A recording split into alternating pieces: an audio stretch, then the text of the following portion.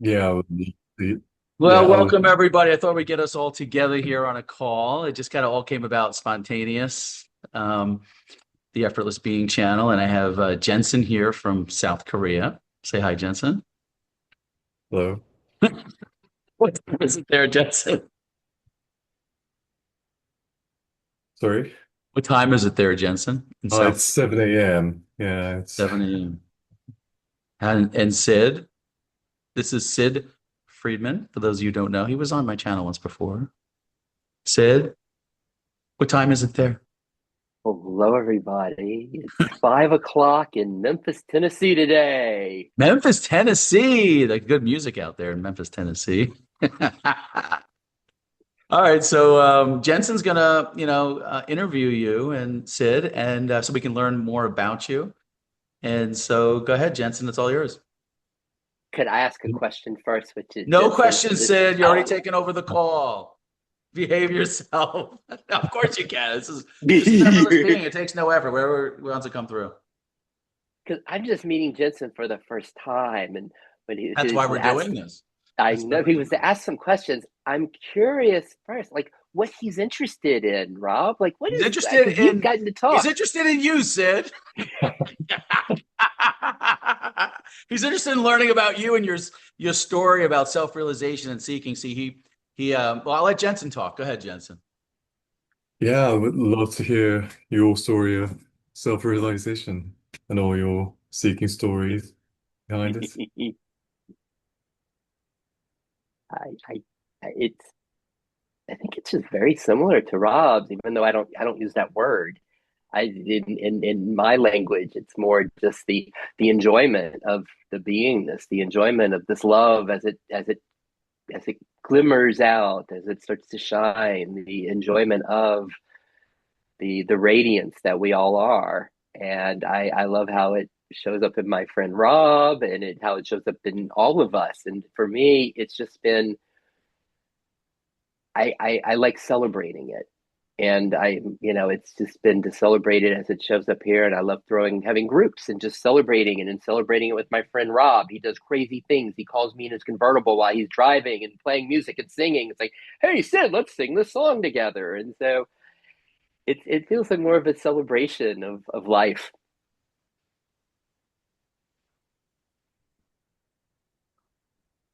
Yeah, I could relate to that because I would also say to all the non-duality, not all the friends who's not interested in non-duality, I wouldn't say I'm self-realized. I would probably say I can enjoy peace and and the excitement without any cause. Yeah, that's exactly how I would put it. So I can relate to that. Well, isn't that nice? Say that like causeless peace, right? That's a big deal. Yes. That there's the causeless peace here. I love the way you say that, Jensen. Yeah, I could access the causeless joy after having conversation with David Bingham. So yeah, it was a great gift, I would say.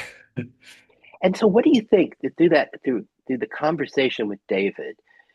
You said you were able to access the causeless joy. What shifted? What opened? Or what was seen? To be honest, I don't really understand how he did it or how I did it. 'Cause, I didn't really understand what he was saying because like he was saying I'm the infinite being having the human experience. Uh, and it was 2022 then, and I was like, what are you saying there? I don't understand. But I could feel the shift in energy for some reason. And yeah, then I realized it was never about the words. It was all about the energy. And yeah, that's how I shifted. Isn't that all about the energy? Hmm. Rob, Rob doesn't know anything about that. We're gonna have to help him, Jensen. We're gonna have to help him with like causeless I need a joy lot of and help. energy. Wait. When I look at my direct experience, though, Sid, I'm looking around like I don't find a person here to help, though. I actually checked in my direct experience, and I'm just looking like, and everyone that's listening on this call could do the same thing. They can just check in their direct experience and check to see where is this me, this person, that we believed ourselves to be. I mean, all these years I believed that. And I really believe that's where a lot of people's suffering comes from. I know in my direct experience, that's what was the case. I was believing in the separate me, but I actually, in my direct experience, just took time out instead of just listening to video after video, reading book after book. Just I took a time out and just checked in my direct experience to look and see, where is this person or where is this I or this me that I believe myself to be? And something amazing happens or something revealing happens. Something just reveals itself. So that's always been here the whole time in every life experience. It's always been here, this perfume of peace, I like to call it. This effortless being has always been here in, shining right in plain view the whole time. And I was conditioned to believe that that was a separate person named Rob. But when I actually looked in my direct experience to try to find it, I couldn't find it. I'm curious, Jensen, as we talk about energy, and we hear Rob talk about effortless being and this perfume of peace and this sense of a separate identity that can't be found. What's that like to hear him speak that way or to feel him speak that way? Well, Rob pointed out that you can't find that separate character in my first call with Rob. And yeah, it was very liberating. It was because I remember I was complaining about the work conditions for Rob. Yes, And I remember.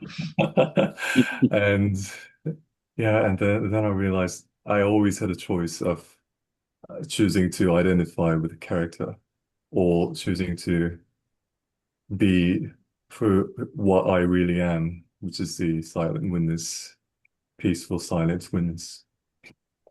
When you say that, does it, because earlier you said it's really about energy. And when you say this discernment of what you identify as, do I identify as this peaceful, silent witness or this one that's kind of having challenges in life? Does it feel energetic, that discernment in your system? Yes, yeah, it's very heavy if I identify with my suffering related to work, but I could shift right away to the very light, very peaceful, very joyful field that I already was. So yeah, there is Mhm. definitely discernment, the energy, yeah. I love how my friend Rob does that, facilitate that in people, in the mirroring to Mirror to session. shift to this. The mirror session.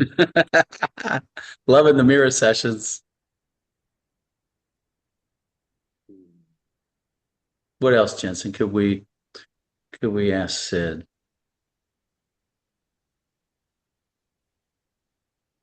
Hey, Jensen, how about the two of us? Get some good stuff going on here. I just don't. We don't want him. We don't want to miss out on the Rob. This is just. We just don't want to miss out on Rob. Put all the attention on Sid.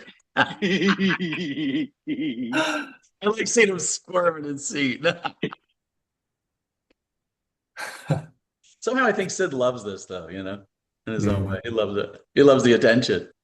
But I like what Jensen was saying about the attention, being able to just shift the attention around like that. Because we can put our attention on what we already are. It just seems like I've heard people say on miracles and stuff like they feel like that they lost this. And a lot of it, what I'm seeing is just people are just shifting their attention away from what they already are. They're always there the whole time. It's just that they're taking their attention away from the movie that's playing.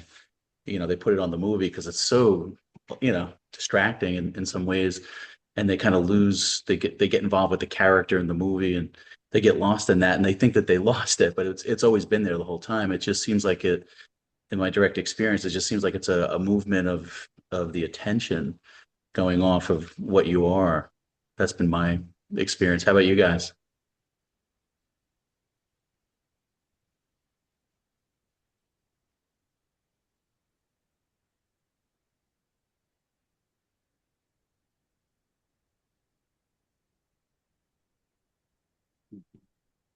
Yeah, Anything from anything, yeah.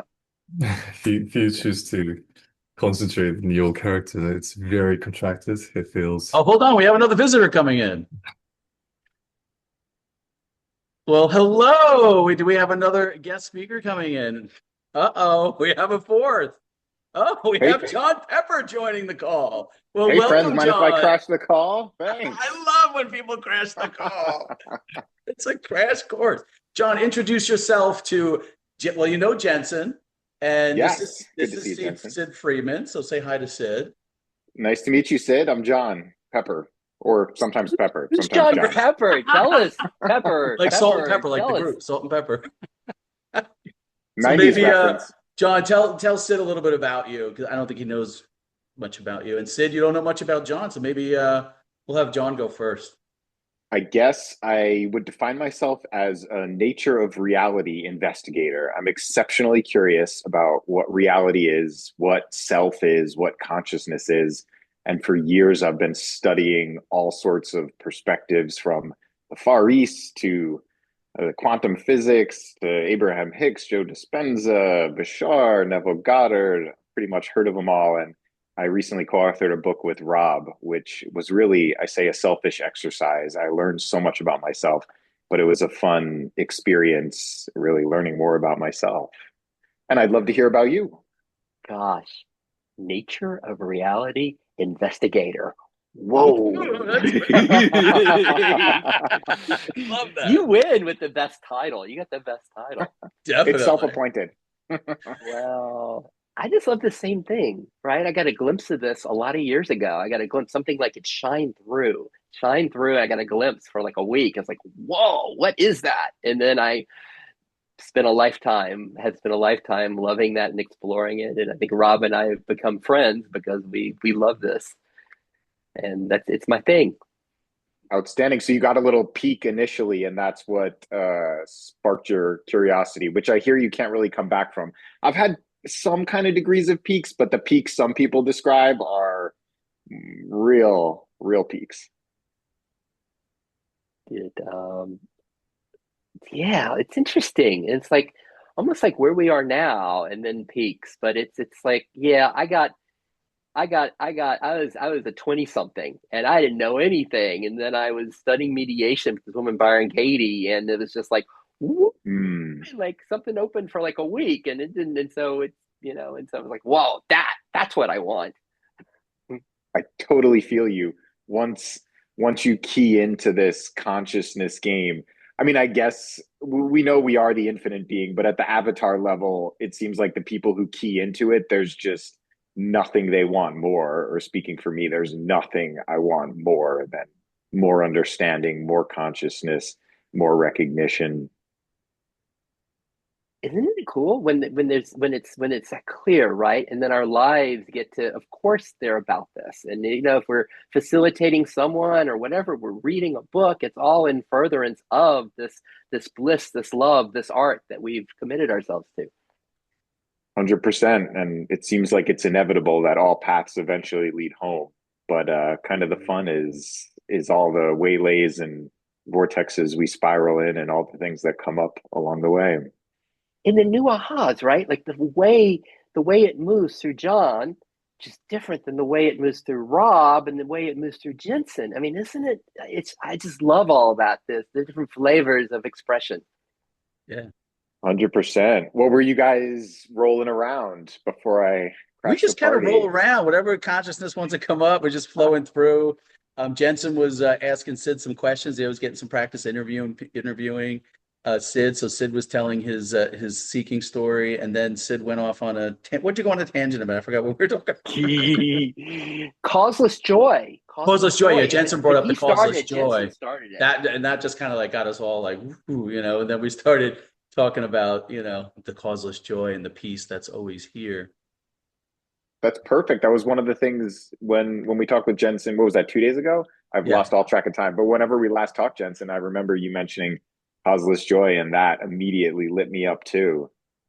Yes. And that kind of lit Sid up as well.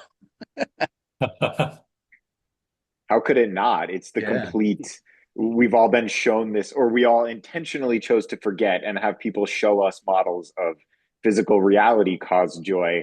And it was fun being confused for decades. And now it's really fun having found our way onto a more solid path.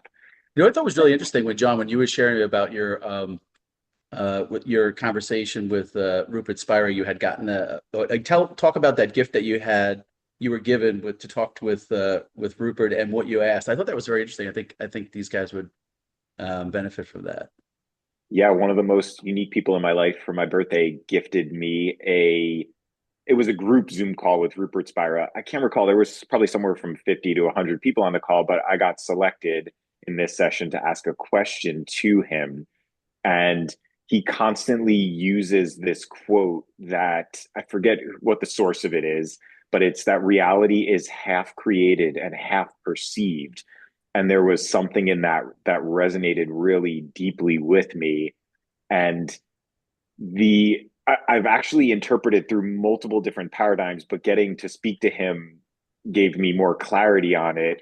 And I feel like even though he would not say he's a scientist at all, he's actually more scientifically precise in his description of reality than even some of these quantum physicists are. And the basic premise of that is creation is, or reality is, it's created, it is what it is. And then the other half is our perception of it, which is basically known through the emotional state of being we're in. He talks about putting lenses, colored lenses on, like when you're skiing or in the sun, you put on sunglasses or ski glasses that have a red hue. Over time, everything has a red hue. And within a few minutes of wearing it, you forget you're wearing glasses. You forget the outer reality doesn't really have a red hue. It's actually the color it is, but the glass is over. And he equates the mind to those glasses, and the clarity of your mind, which is known through your emotional state of being, is the color of glasses you have on. And then based on the color of glasses you have on is the image you're going to perceive back from this innate true reality of all of creation that is. And I love that, right? Because law of attraction is kind of like you're pulling it to you. You're the creator of your own reality, is kind of like I'm picking it or selecting it. But his clarity is like, there is this core vibration of reality, and the lens I put on is what I'm seeing within the picture. And I was getting an image when I was a kid. I swear this thing existed, although I've asked a few people and no one remembers it. It was an 8.5 by 11 sheet of paper, and it had all sorts of squiggly lines on it in all different colors. And you'd take these paper eyeglasses out that had two different color like filters in it, and there were several sets of glasses. And as you put on each set of glasses, a different image would pop out of this same 8.5 by 11 sheet of paper. Obviously, the corresponding colors of all these multicolors would pop. And I was getting that analogy, and I love that idea, and love the idea of clarifying the mind to get the image that I prefer, obviously being one of harmony and joy and expansion and all that. I play for a minute. Go ahead, Sid. Let's play. It's playtime. It's playtime. Thank you, John. I love that. And Rupert has been really helpful along my journey as well. And I liked your sense of talking about and there is this core reality, and then there are the lenses that we put on that are how we see this, or you could even say they obscure the core reality in the different interpretations. And where I can see like playing in the relative, like, isn't it fun? Like we got this lens and this one and this one, and we see all the different interpretations. And then I love how Rupert speaks of, then it's like almost the radiance shines through, like the content becomes more and more transparent to that core being, that core reality that shines through. And this is one of the things I love about our friend Rob, that he doesn't, to use another Rupert word, where Rupert talked about the concessions we make, the concessions we make from this core radiance and core reality, that our friend Rob, he just doesn't make a lot of concessions. He just speaks what's here. He just speaks that radiance. He's just like, whoa, this is what's here. This is what Non-compromising. reality So is. I'm not going to compromise into personalization with the thoughts, okay? Beautifully That's what I have said. to say.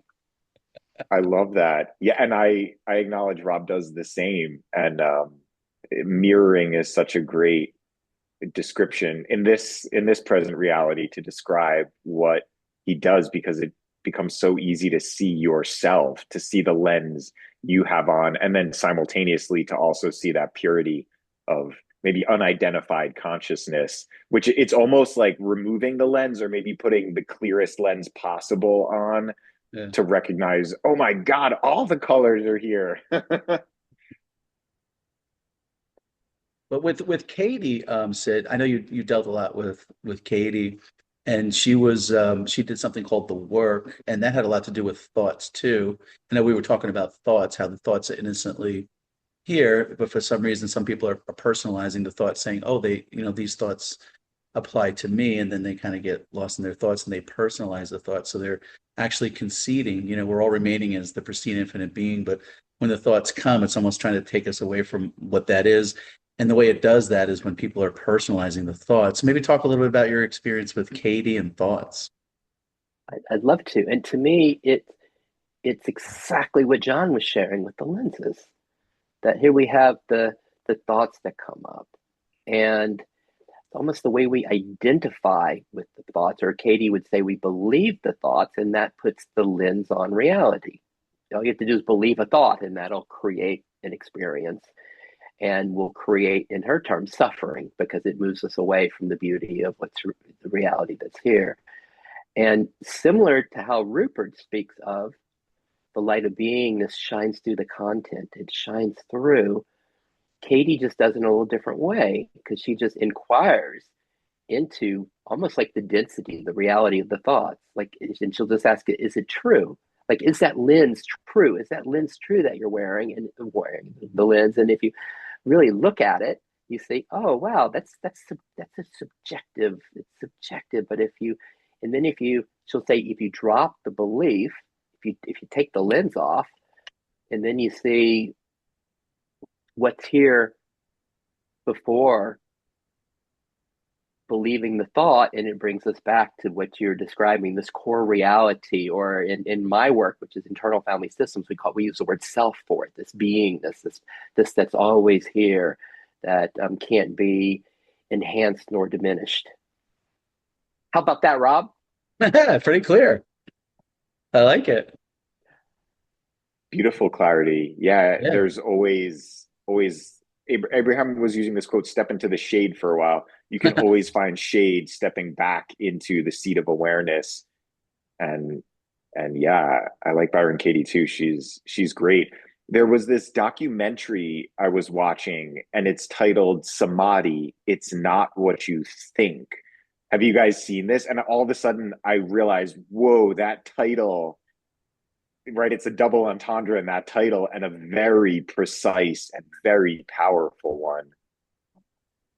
You've seen that. I see Sid lighting up over there. So I love what John just said with the double entendre. It's not samadhi. It's not what you think. It's And not what literally, you right? think. The state of samadhi is when you've ceased thought and yeah. recognize you are consciousness. You're not any sort of experience, because we know, thanks to Rupert, realization is not an experience. Right. It's not a thing. It's I think that's what keeps people seeking too. They think that self-realization is an experience. So they keep looking, or they might hear interviews like this and be like, and somebody will say, oh, I had this grand experience. And they're thinking, well, I didn't have that. So I guess I'm not self-realized. And then it keeps them in that loop of seeking is what I've noticed when I'm doing some of these miracles. it's it's the most beautiful like design ever as an experience in consciousness, to have a thought arise and say, well, I guess I'm not enlightened, and then for consciousness to believe it and cycle in it. It's I get goosebumps just thinking about it. Like, the design of it is the most beautiful architecture and artwork that could ever be created, because we know there's really nothing but infinite being and love and joy here. So as an experience, what a design. You know what I'm seeing Oh, too is I'm seeing a lot of people putting a lot of energy into welcoming thoughts, a lot of people putting energy into feeling the thoughts, a lot of people putting a lot of energy into letting the thoughts go. There's different methods out there that people are using, and they're they're putting a lot of energy into these thoughts and processing thoughts. And How does that hit you guys? How does that land with you guys? This connection with thoughts and feeling thoughts, processing thoughts, releasing thoughts, letting thoughts go, all this kind of stuff. Sid, go ahead. You want to say something? I have a little something I wanted to say because I love John's line. There's nothing but infinite being, Yeah. love, and joy. It's like What else is okay, to say after that's that? that's right. That's the end of the Drop the mic. conversation. It's like a mic drop. That's what I wanted to say. That's But I'm beautiful. also I love your question about thoughts and like you and I've been talking about this, the Yes. processing it of it, the go and a lot of I do so much more of that than Rob does. And so there's something that's delightful for me. I keep telling my friends about Rob because it's just there's something that's so delightful in almost like he doesn't do many of the Rupert concessions. There's just like that line that you just said, John. It's like Rob just stays there. He just stays there. And I appreciate that. And, to use Katie's language, it's weird. Like out of kindness, there's a sense of wanting to meet people right where they are. But it's a question of how far we go in that and when that kind of backfires. And I don't know. How about you, Jensen? What's coming to you? What's coming up in your space over there? Well, I'm quite a lazy person, so if I can access peace and joy straight away, why would I need to process them? And so yeah. I'm with you. Like, why concede to even the thoughts? Like, just don't even concede up front and be like, they just don't apply to me, man. Like, it's almost like you're conceding to be a person when you're saying, I got to process these thoughts and everything, and you putting all the energy. It's just, wow, what a relief to not to have to do that. You can just go right to the piece that's already here without making the concession to the thoughts or being an individual. Yeah, you don't need all that practice and effort. Yeah, Process that's all that it's garbage. effortless. Yeah, effortless being, right? Yeah. It's perfect just the way it is. I like that. The lazy man is the realized man. The least I effort, like that. no effort at all. There was an Abraham cruise I was on where she was constantly referencing that. She's like, Oh yeah, you got to be as lazy as possible. And some people were just loving that. yeah. I like the Chinese finger trap analogy. Like any struggling actually locks it down tighter. What a The great illustration. laziness is the only you got to relax is quicksand. You got to relax to float and get out. But there seems to be so many games within thought. We all basically recognize experience is born from thought, whether it's a physical experience or an emotional internal experience. Yeah, So there's so many games within thought, and it can be fun and yeah. interesting to play with when it's fun and interesting, and it can be painful when it's painful. Well, I think what it is, if you only know that, if you just think you're this separate person and these thoughts are coming and you're believing these thoughts and these thoughts are limited thoughts or thoughts that are, that can actually, torture a person. Like they're in this suffering from these because they're really believing that they are these thoughts and they're so real. And that's the only perspective they have. They don't realize that they're, the infinite being, the open space of beingness, the impersonal beingness. When you're looking from impersonal beingness and you're watching the movie, it's like I'm watching a movie, but I'm never really touched by it. But just think like for somebody who doesn't realize that, who hasn't seen that, it's really scary. I mean, I remember what it was like before I, realized that. Like it was, there was suffering going on. I really believed I was in the movie, in the story, and that's was really happening to a me and an I until I actually took time out and checked in my direct experience to look to see like where is this me, where is this I, and once I had that realization, then the play or the movie of life became light and more like playful than having to be like all this suffering and all this kind of stuff with the mind and the thoughts. Do you guys notice this occurring? Because I notice it occurring within myself. The more I meditate, which I define as intentionally defocusing and releasing thoughts to the best of my ability for long periods of time, and then purifying my thoughts as they arise throughout the day, like intentionally hanging on to the ones that feel good and intentionally allowing the ones that don't to pass by, knowing what I'm doing consciously throughout the day. The more I do this, the more I recognize the thoughts that are arising are actually really good feeling.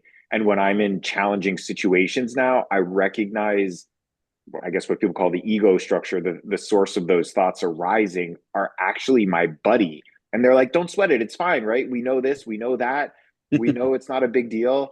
And it's become really cool. And I feel like I've become my own best friend, whereas previously I had that experience of being my own worst enemy when I didn't realize what was happening here. And I'm curious if you guys are experiencing the same thing. Follow-up question. So what would you say your relationship is with your thoughts now? I recognize them, almost the best analogy I'd say is the thought is an object. I see the thought as an object and I decide, do I want to play with this object? Like I'll look at Legos like now as an adult and I'll be like, yes. And I'll go pick them up and start playing with them when I see them. And then I'll look at a slimy mop and bucket in the corner of some janitor's closet and be like, nope. So I perceive them as less tangible objects, but still basically objects that I can either go touch a bit and play with or just walk by. How about you, Sid? Your turn. I You went. and Jensen. I'll go to Jensen. Well, I think I have a choice now because if I have some negative thoughts coming up, I could just straight up ignore them, or I would try to change that thoughts to a uh, more thoughts with gratitude and abundance. Because now I realize the thoughts that I'm giving energy to will affect my reality real time. So yeah, I'll just straight up ignore them or just try to change them to positive ones.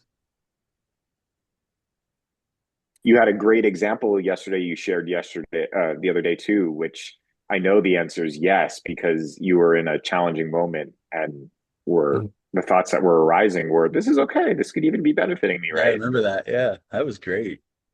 Yeah. Yeah, just I was yeah go through tough times, but the new opportunities just came up effortlessly, and it was just so amazing to being able to experience if you focus on abundance, gratitude, even in hard times, yeah, things will shift very quickly. So yeah, Mhm. it was amazing. Do you have some sort of defocusing or meditation practice, however you define that? Oh yeah, I learned it through your new book, the Game of Infinite, the Infinite Game of Infinite Joy, Wealth, and it's just finding the things to be grateful for, like just this piece of spot of water. It's just yeah, this is abundance. Cheers. I Like got some all Coke Zero going over here. It's pretty good. all the things that I'm using, all the things that I'm eating, it's all sort of abundance. And I realized I'm receiving so much things in my life that I could be grateful for realistically, yeah. So I did it. Very cool. I like that. You perhaps recognize meditation as your daily state of being and living, which, and I love that so many Eastern masters or gurus, whatever title you give them, offer that idea. If you're making a separation between meditation and daily life, you're just not going to get there because daily life is meditation. Every second is meditation. And the definition of meditation being to be aware of your thoughts, be aware of what you're aware of. If you slack off for 23 hours a day and focus for 1 hour a day, the average is probably not that much in your favor, though better than the 24 and 0 perspective.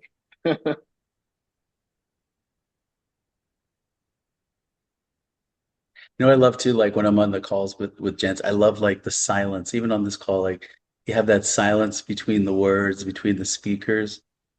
And it just reminds me of that peace that's always here, no matter what experience that's going on. But it's always just sitting here silently, peacefully, effortlessly right here in the background, just noticing. Yeah, I'm not really a big talker, so that's how I usually function in real life as well. So Less is more, as I'm recognizing. And we know words aren't vibration. They can represent a vibration, though often they don't. Vibration represents vibration. I see you right there, Jensen. And you as well, Sid. And of course, Rob. Come on. Then there's Get some that would that. just say like all words are made up. You take away all the words, what's here? Like it's just language, it's all words that are made up. So if you take that away and there's no past, no future, what's here?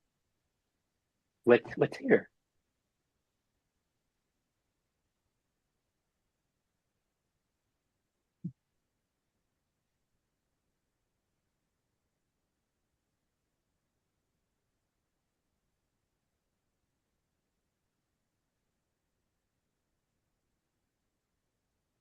I guess that's here. Nothing and everything. I get this rapid fire back and forth where I'm like, there's nothing here. There's everything here. And then I Let's make you flip check flop like when you do perspectives. It that, it feels makes really you good. look right in your own direct experience to see. And it's almost like there's not an answer. It's just that direct experience of what this is. It just kind of reveals it. Yeah. I think I always think of Alan Watts, who's like, life is, and then he pauses and goes and does this clap. I love that. It's great how different people point to what this is. Yeah, but it's the thing is just to check it in your own experience and see what resonates.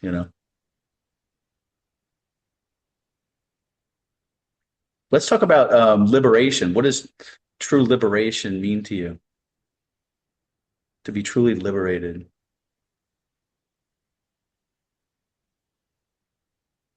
How does that land in your system? You got something said? Yeah, I'm pointing. I'm pointing. Oh, I'm pointing to John.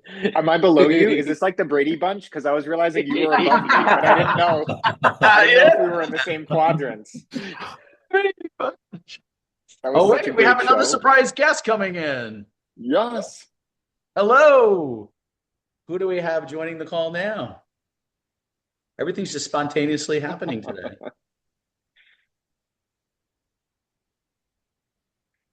Oh, we'll see how it comes. A silent guest. Silent guest. Ah, hello. Welcome. Hi. Hi, I'm glad you joined. I'm glad to be here. Yeah, we're happy to have you. So let me introduce you to everybody. Actually, I'll have them introduce themselves. You know me.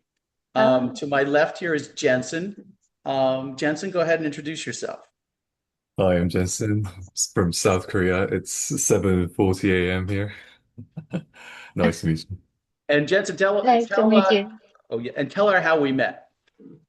Yeah, I've contacted Rob through his YouTube channel and we had a conversation and yeah, that's how it happened.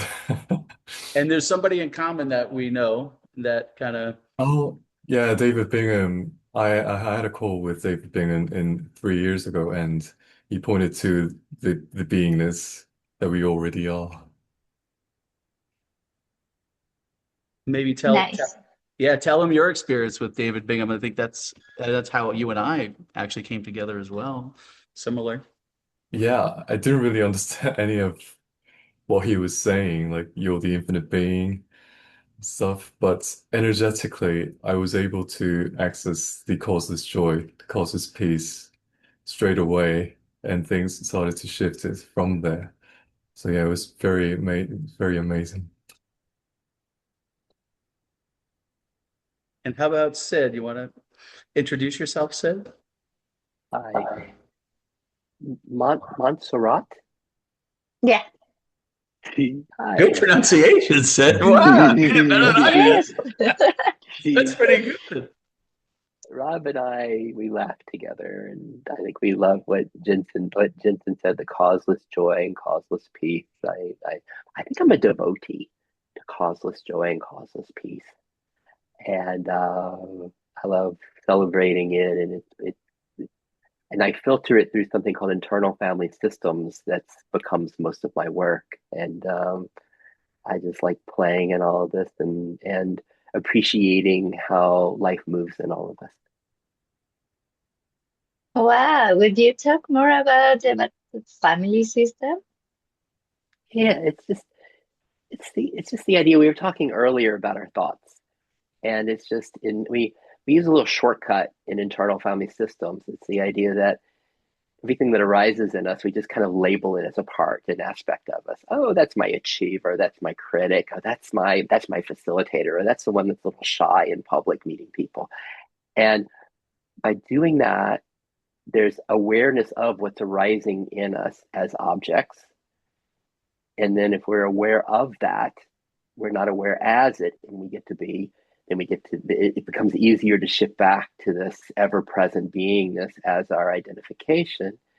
And then lastly, it makes it easier to kind of enjoy whatever arises in us because, oh, that's a part. That's my this part. That's my this part speaking. And so there becomes more of an enjoyment of the theater of Sid, the theater of Monserrat. Like, oh, wow, look at these expressions that are showing up in her. How about that? Oh, yes, that's the work.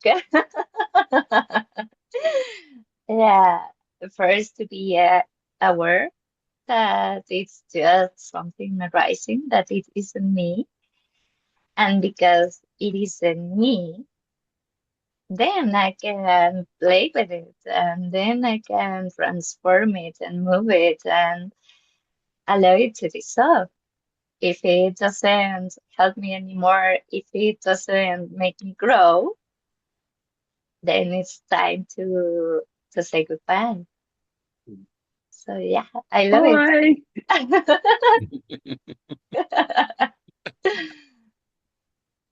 This is John over here to our left. I am. That's the ultimate baller introduction of all spirituality? I am. I am. Yeah. I'm a fellow appreciator of awareness, consciousness, reality, and what all this is, how all this works. And Montserrat, I remember you and your interview with Rob.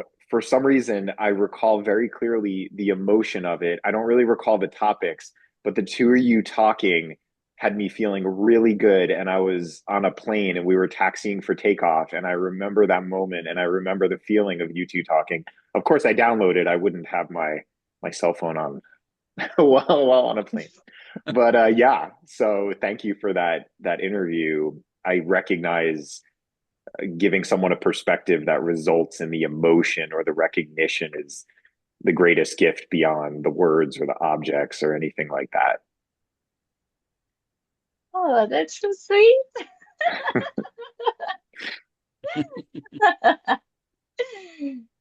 Thank you. Now we all want to hear about you. I'm Monserrat.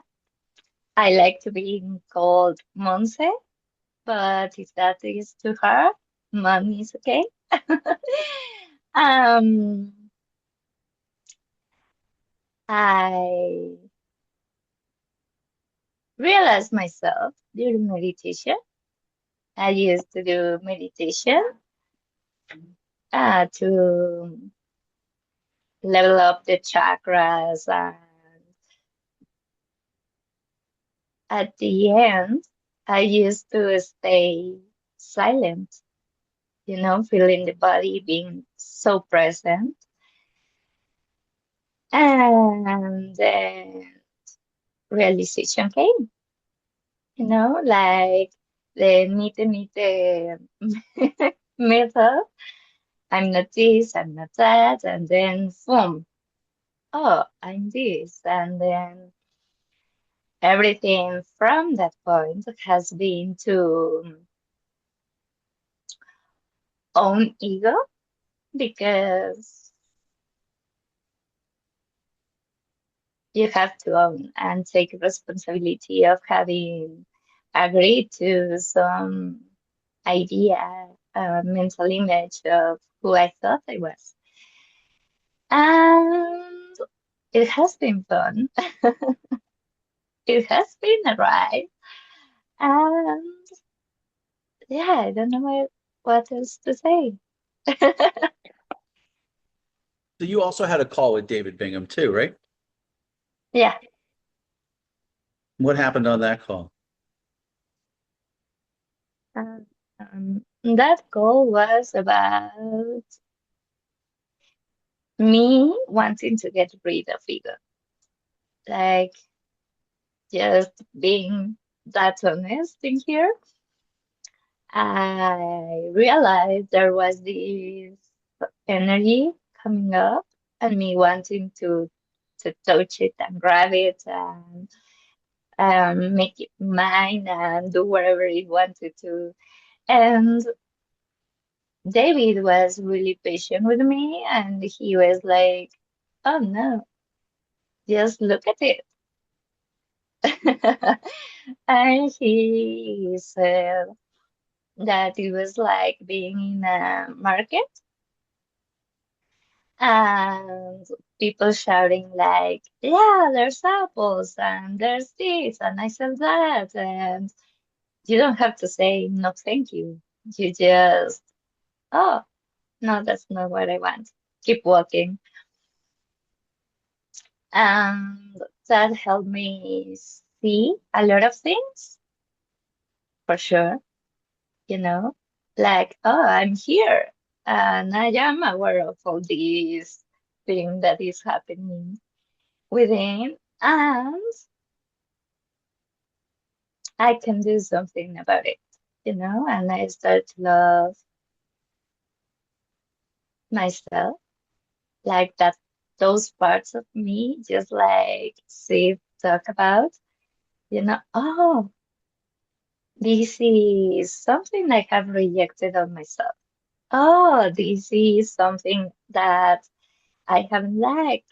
Oh, this anger comes because, and then through love, through self-compassion, those parts, I don't want to say peeled, like an onion, but kind of were being peeled. Yeah. That's beautiful. And I just love the energy, even just behind her word. You guys pick up on that? Like her, the energy, how she speaks with that presence. I feel I, 100%. I feel that behind the word. Don't you feel that? And the ego recognition, I went through maybe a similar experience where I wound up at an event a while ago where the intention of the facilitator was, we need to kill your egos, everyone in the room, we're going to kill your egos. And it gave me this deep realization for a couple seconds where I was like, oh my God, killing anything never makes it go away. Like the result or integration is always the key, and like appreciation and love and acceptance is always the key to expansion, not disintegration, not rejection. And I was so happy I was at that event, because paradoxically, even though everyone was there to kill their ego and some people had what appeared to be some pretty traumatic experiences as a result, right? What you perceive you are, and perceiving you're going to kill yourself, you're going to have some degree of experience of that. But I had this awesome, like, inverse experience and recognition. Oh my God, I want to love it and cultivate it and recognize it for what it is, and use it for both of our greatest advantages, but not try to push it away, see how it comes up, and play with those elements that I want to cultivate of it, to intentionally like build an ego essentially through the recognition and consciousness. That is so beautiful. How about you, Jensen? What do you think about this ego they're talking about?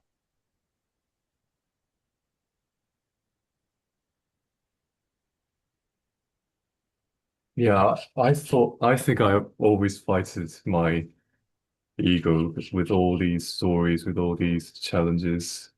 Like I didn't really like my personality because I wasn't really socially good. So, but then I realized I don't need to be mad at my ego. It's just let's say just a character. It's just a game character, and I could just play along with it. I could choose not to play along with it because in the end, it's just there's just infinite awareness. So yeah, I made my peace with my ego. Beautiful. What about you, Sid? Ego, does anything come to you in your space over there? It's really like a ditto to Jensen, Monse, and John on that. It's just like kill my ego. Oh, no, no, I don't want to do that. No. That's beautiful. I'm assuming too, and just definitions have become really important to me because I realize a lot of times, especially in these circles and communities, we'll use terms like ego, but recognize different definitions, and we're not even all talking about the same thing. So my clearest definition of ego is what you might call personality or your thoughts, emotions, and actions. Or maybe, as Rupert Spira says, it's the belief that I'm a physical body navigating an external world, and the personality and way in which I do that. Obviously, we're understanding we're consciousness itself, but to have some degree of physical experience, even though it's not really a physical experience, perceived physical experience, we need some structure of separation to have what appears to be an illusion of a diversity of objects and people and environments and things like that. So that's like my definition of ego. And then I realized, wait, I can cultivate that personality and that perception and interact with the world from that. And then I already see it now. It gets reflected back. Like the world is literally a mirror, and that ego of thoughts and emotions and actions I choose and cultivate actually does get reflected back in other people and circumstances. I mean, literally everything, traffic patterns. Since there is no separation, there are actually no objects. There just appears to be. It's so cool to recognize I can make this movie screen play any movie I want to by cultivating that ego idea. And if I attempted to kill my ego, I would know I'm consciousness, but there would be no beautiful experience at all. How about you, Wow, Sid? that is so beautiful. That was good. The way you presented that was awesome. That was kind of Yeah, like what I was relating because to too with ego when you were saying that. I think Sid and I talked about this before too, with that. What were you thinking? No, me? I cut you off. Go ahead. Monse. Yeah, Monty. me? Yeah, I cut you off. Oh, um, I got excited. I get excited sometimes.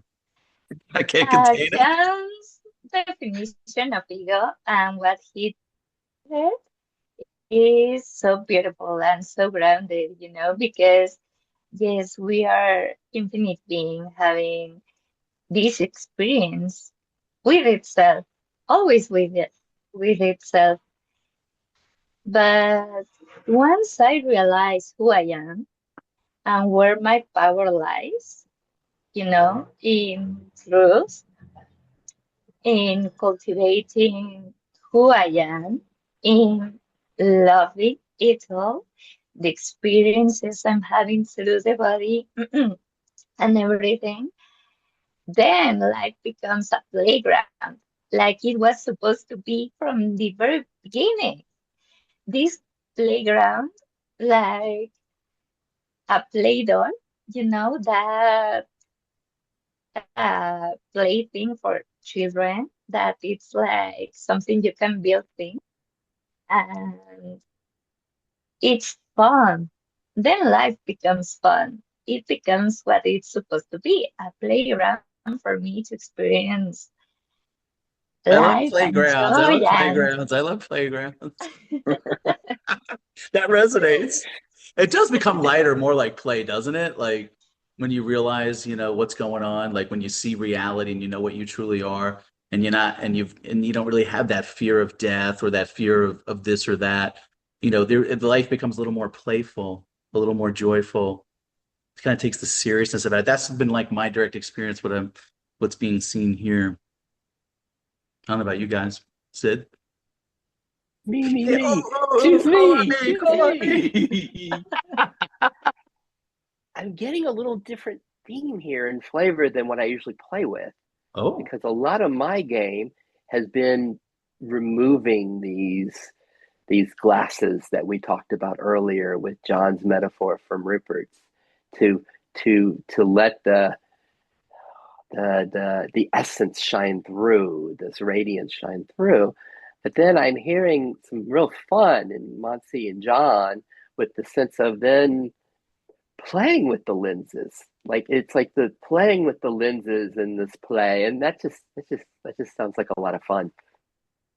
yeah. It's like oftentimes in some of these non-duality circles and stuff, they would say like, there's no one here. It's just this, and they're just pointing to the essence of what this is. But the reality is, we're still having that human experience. So why not play with the lenses? Why not have some fun with it? I don't know. The book Yeah, for me that because we go on. uh, at the end, it's part of being infinite being, Infinite being created the whole universe to play, to keep creating and transforming and moving and flowing. And it can only be done playfully, and when you realize who you are, and then you say, okay, I can play. I'm allowed to be like a kid again, like Jesus would say, um, children have the gates open to heaven, or something like that. Sorry if I'm mistranslating this Something like the translation. kingdom of the heavens And I belongs to the don't, children. Be like a child, because the kingdom of heavens belongs to them, or something like that. Yeah, I remember that in the Bible too. But it's true. Like and it's, kids play, right? That's what they do. They're like little kids again. They're yes, just playtime. and they have this innocence, innocent perception and loving perception of the world, you know. They see things for what they are. Oh, this is a pen. Ah, okay, it's called pen. Oh, this is a book. Okay, it's a book, and they get mad and they can uh, be crying. Oh, mom, this other kid did this to me. And 5 minutes later, he's playing with the kid that he was angry at. Yeah, That pureness, that at least is something that I have found came back, you know. that's beautiful. It's good to be like The a kid book again, not Rob have and to I like. wrote. Yeah, go ahead. No, go ahead, John. You're good. I'm the gonna the drink the my book soda. we wrote. Yeah, drink that Coke. I love Coke. Oh, Coke speaking of Zero, though. joy in Coke Zero. playgrounds, whatever type of Coke you're into. This video is brought to you by Coke Zero. It's about time you got some sponsors. Yeah, right. Give me a sponsor. The Coke guys out there. The book we wrote, Rob, was really that recognition for me. Our book, The Game of Infinite Wealth and Joy, is the intersection of effortless being and law of attraction, which are just the two terms I use for consciousness. All that is effortless being, and then law of attraction, the ego playing within that consciousness.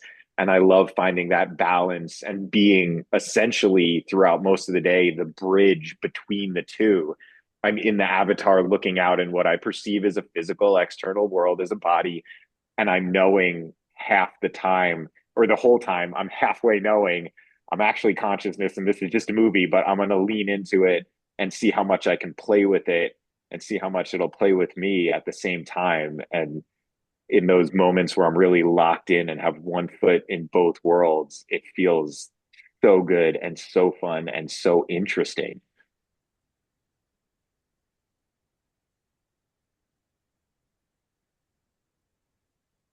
Love Jensen, the you got that look.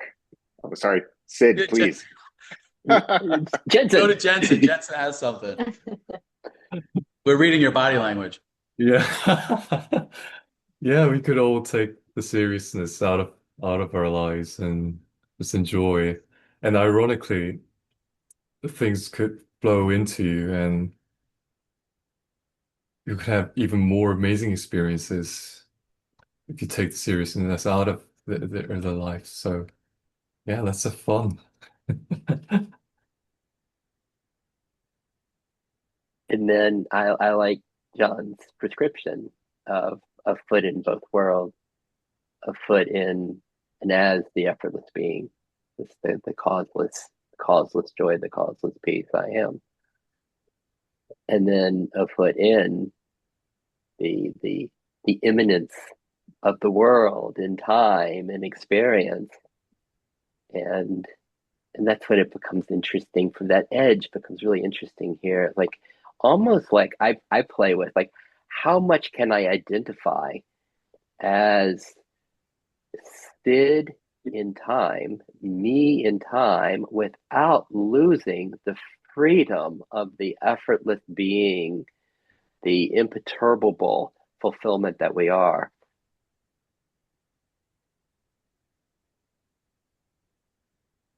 Mm. Yeah, beautifully said, to maintain the seed of awareness, especially emotional awareness. I've over the years now experimented in interest and curiosity with all sorts of characters in the game. And I realized at first I was recognizing I am infinite consciousness, and I would bring that in, and other characters in the game would just, it wouldn't result in really playful scenarios. So now I'm recognizing the most fun is in leaning into the character just like an actor, while I'm knowing I'm an actor at the same time, not in falsity at all, but in complete genuineness. Like, this feels good, this is interesting, and lean into the objects, lean into the scenarios, lean into the experiences, while being an actor who's leaning into it, rather than, completely losing my sense of awareness. So when, someone who's screaming apples, and I know what apples are because I've tasted them in the market, and I know they're not for me, I can just be chill and cruise right by without saying no thank you, because the no thank you actually makes them run after me then. So yes. So isn't it fun? Like But I imagine. Oh, sorry. um, it came up like I'm going to take Rupert Spira um, a story that he tells, like John Smith puts on a costume to play King Lear. And while he is playing King Lear, he can be at the same time aware of being John Smith. So then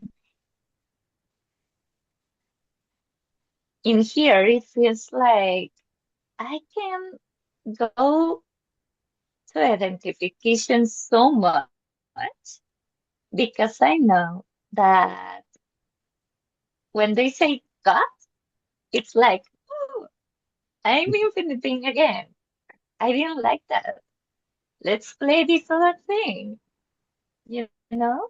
I don't know if it's kind of clear, but it's like the actor is always aware of being himself, and um his light is always shining through King Lear.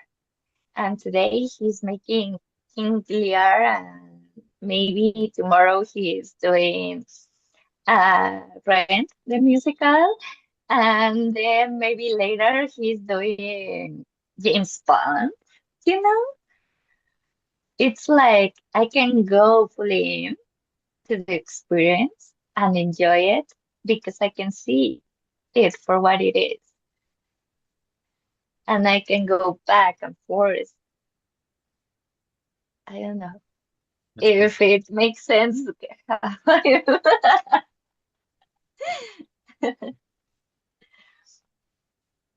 Yeah. Perfect sense. And we were talking before you hopped on the call about Rupert Spira. We're all huge fans.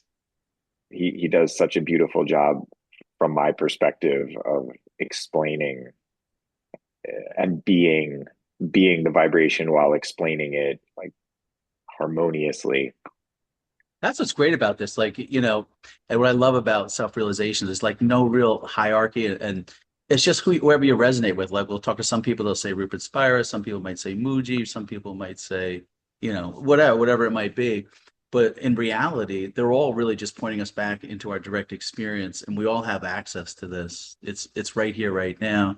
So there's no real hierarchy. We all have access to it. I'm just thinking for people like listening to our conversation, they might think that, this is something, that's outside me that I can't realize, what is this that they're talking about? I want this perfume of peace. I want to be able to, recognize what I truly am. And they may look at it and be like, oh, well, does this person have it? Do I got to go to India? Do I got to go to a satsang? Do I have to, but they can have it right here, right now. It's all they have to do is just stop what they're doing right now and look in your direct experience. Because we're talking about, it's ordinary. It's basically you are what you're looking for. It's this space of beingness that's always here, that's always silent right here in the background, even as we're talking in the space between the words.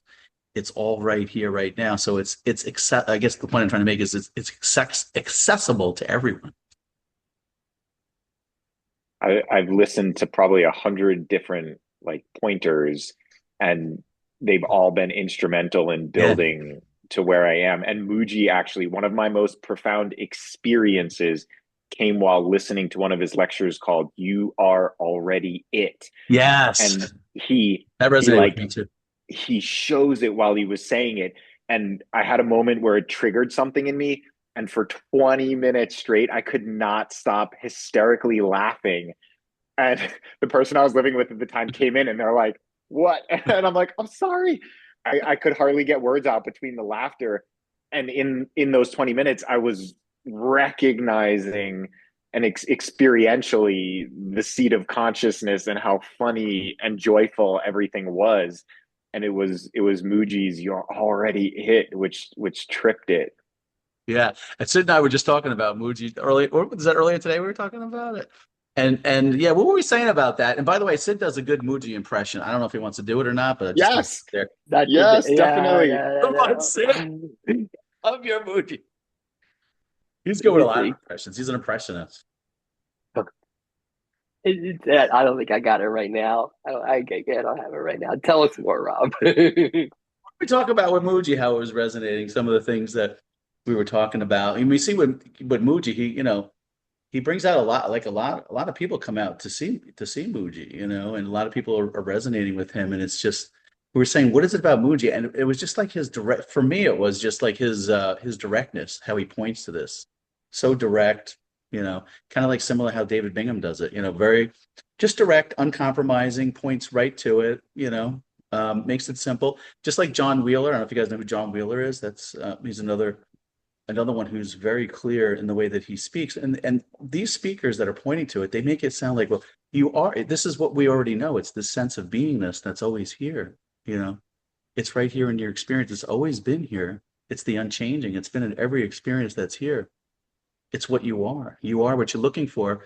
And for a lot of people are they're not seeking anymore because of it, and they're not suffering because of it anymore because they're identified.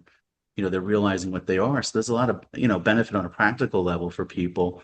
You think about people that are watching this, that are on this channel in particular. A lot of them are suffering from their seeking. They're doing years and years of seeking, and because of that, they're experiencing suffering. So for them, I mean, it's accessible to them right here, right now. If they just look in their direct experience, they can see what this is. And I don't know, maybe is there anything you guys can share, like maybe with the seekers that are watching, those that are suffering? Is there anything that maybe that's you want to express that'll come through that maybe that would resonate with them to end the seeking, or to relieve some of the suffering that they're going through, that people are going through for seeking what they are? Anything coming up?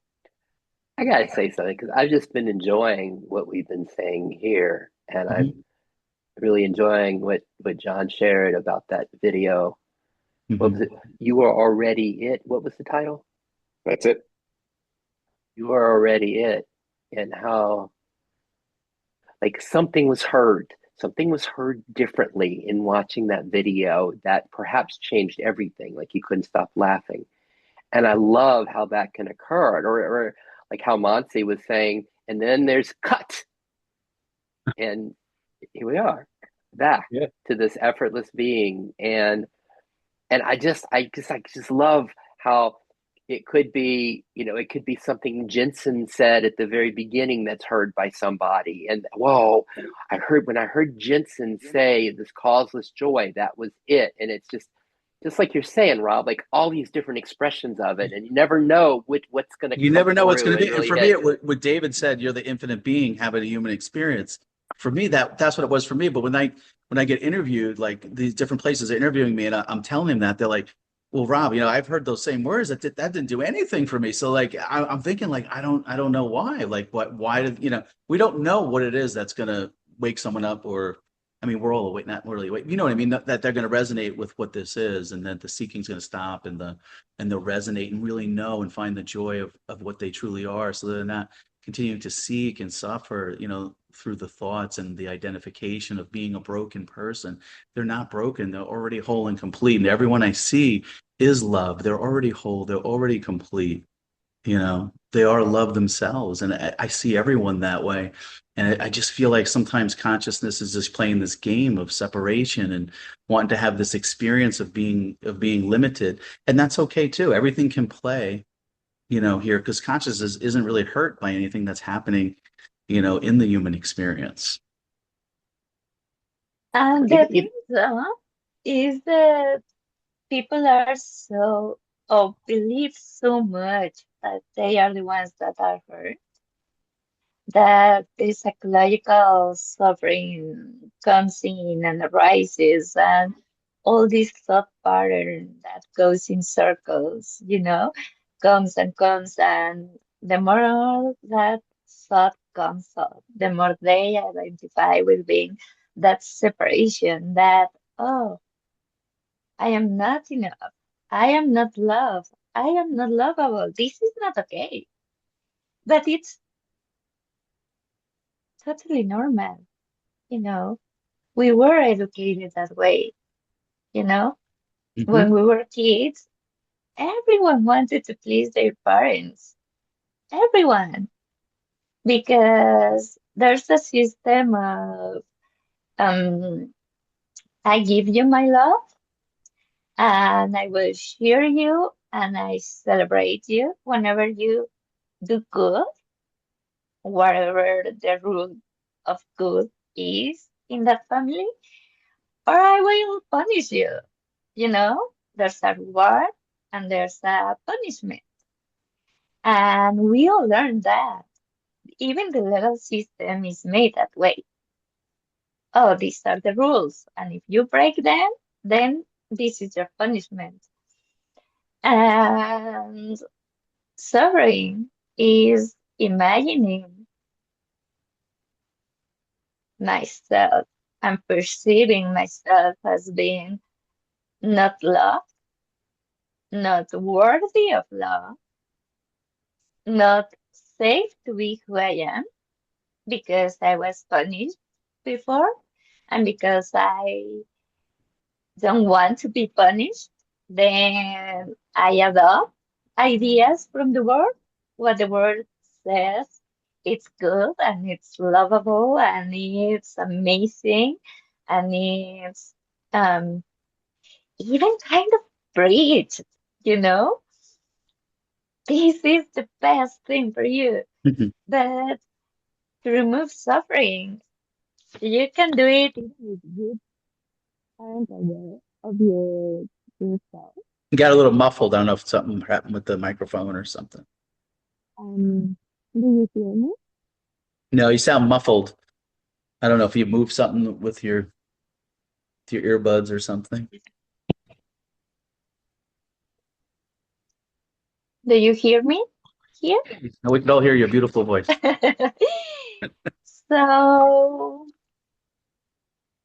you can go to your true self through quote unquote a healing process, by seeing, oh, I have thought that I am not loved, that I am not good enough, that I need to effort myself, or that I'm scared of this. It's not safe to be me, or there's a lot of beliefs in system in in ego, in the personality, but you can start by acknowledging that every single one of a trigger, of a thought pattern, a feeling comes up because that's the way the mind, like physically the brain, is telling you, don't step outside of this. This is what it says. Then there goes the adrenaline, and there goes all these biochemical reactions to stop you from doing something because you said it was dangerous to go ahead, you know?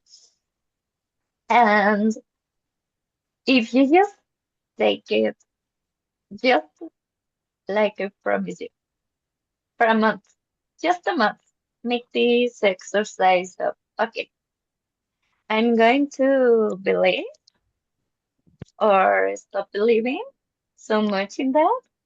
And I'm going to remind myself that I am worth loving, that everything about me is lovable, that I can learn to like this part of me that is scared because it's the me that has 5 years old. And even if I'm 40, it's coming up and I can love it because that's what it needs, you know? And if you start to tell that part of you that is love worthy, that you are there for it, that it is safe, that everything about you is wonderful and beautiful because it has allowed you to be where you are right now, whatever your circumstances are, then you can start to peel off those layers, and integrate those layers and see that whatever you have been looking for all this time is the being that is aware of looking through your eyes.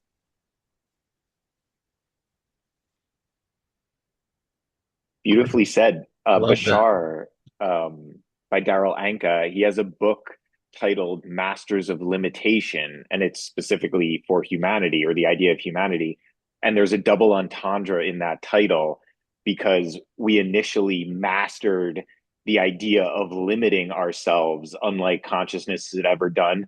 And now, just as you're saying, we're flipping the paradigm, and now we are becoming the masters over that incredible limitation that we chose for ourselves. So I love that recognition. We all chose to come into a world or a pattern of consciousness that was exceptionally limiting, where everyone was saying, stay inside the box, don't do this, do as I tell you to do, or you'll be punished. And all of a sudden, the paradigm has finally crossed the middle point threshold and inverted. And now we're realizing, wait, I am the master of this limitation. Whereas previously, like I had mastered the art of limiting myself, now I'm mastering those limitations. And I see humanity as the greatest badasses of all consciousness experiences for the depth of limitation we chose to go into. And now for that incredible ride we're coming, right? We pulled the rubber band back and we just let go. And now the speed and intensity with which we're snapping back into the light is incredible. And I could see why I chose this just for the ride of coming back into this realization.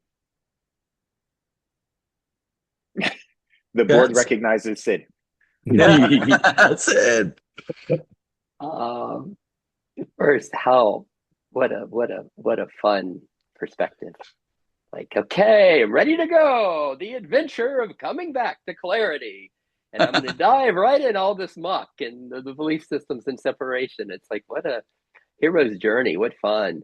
Um, what's kind of interesting as I hear everybody and think about this, and something I struggle with inside is like we were talking about Rupert Spira. He'll talk about different paths. He'll talk about the pathless path, like where Rob speaking of you're already whole and complete. It's like we're already there, and John, you're speaking of you're already it, the Muji experience. Like this is the pathless path. This, and then like we're talking about the direct path, almost this discernment between effortless being and kind of being kind of lost in thought, and the discernment we've been talking about.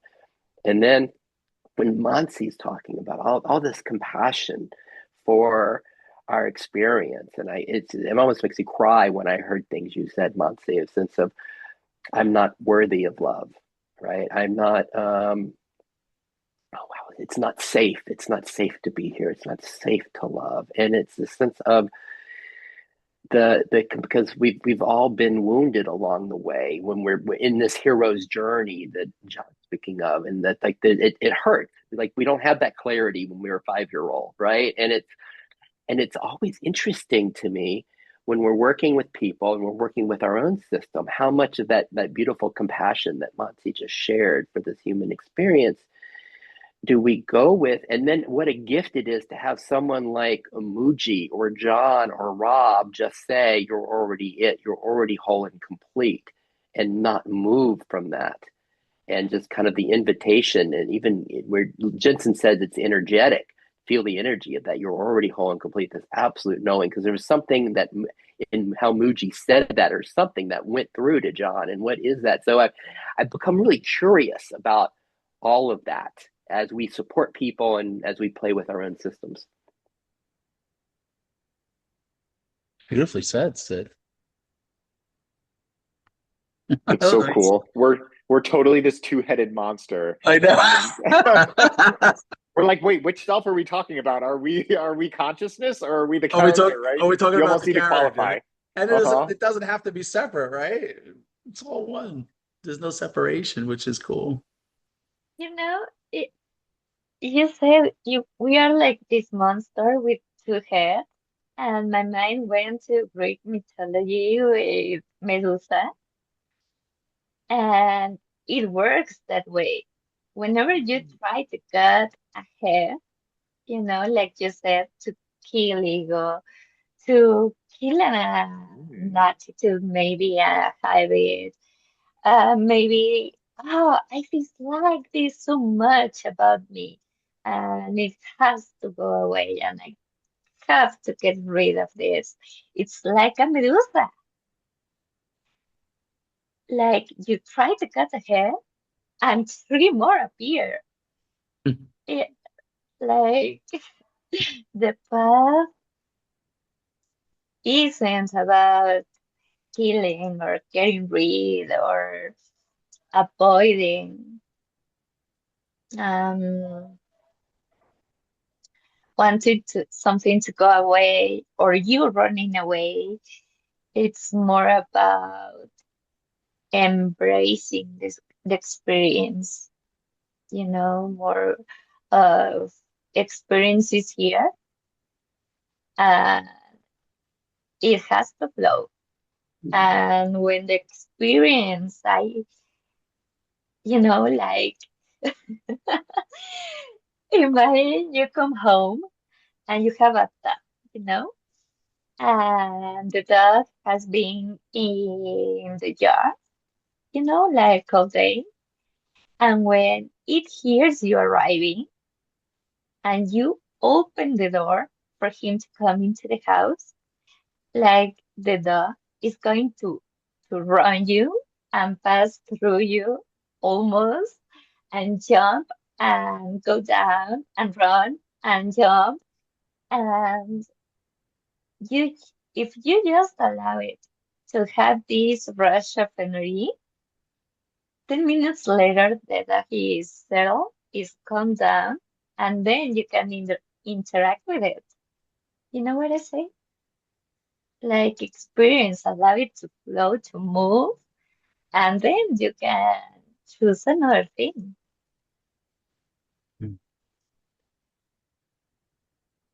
Very nice. Anything coming up for anyone? I think we could close out here. We'll just maybe just go around. Jensen, anything last thing you want to say? Um, so, so grateful to be invited to this non-duality panel, and it was such an amazing experience.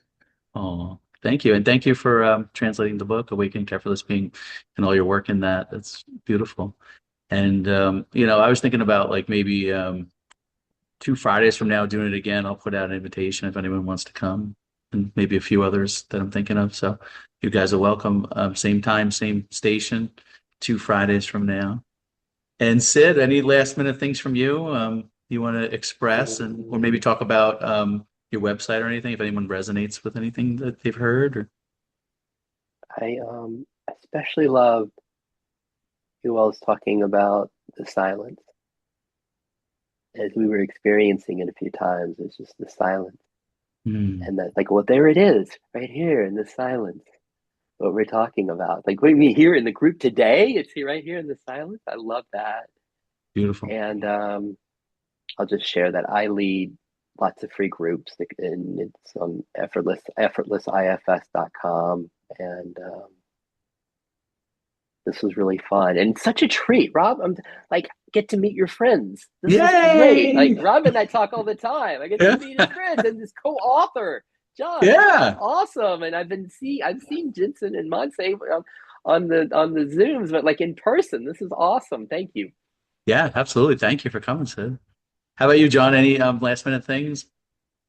This is one of the finest examples of co-creation for me, what actual co-creation is with other people to amplify possibility, good feeling emotions, expansion, joy, recognition of each other.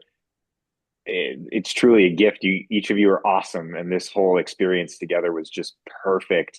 If the best gift I can give to the world is generating elevated emotions and thoughts within myself, then this was a freaking grand slam tonight. I really appreciate you all. Thank you. Yeah, got goosebumps with that, man. I felt that love, man. How about you, Monty?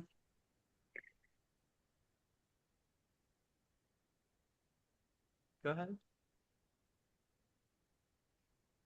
We can't hear you. I don't know if you're muted. Are you muted? Now we can hear you. We want to hear from you. It's always fun to be here, and it's nice to meet you. How beautiful it is to share the truth of beingness and being able to share it and express it and hear someone else's experience of themselves. It's just wonderful. So sad I arrived late. But there's no time, don't worry. So happy. I arrived late too. We're right on time. There's only the now.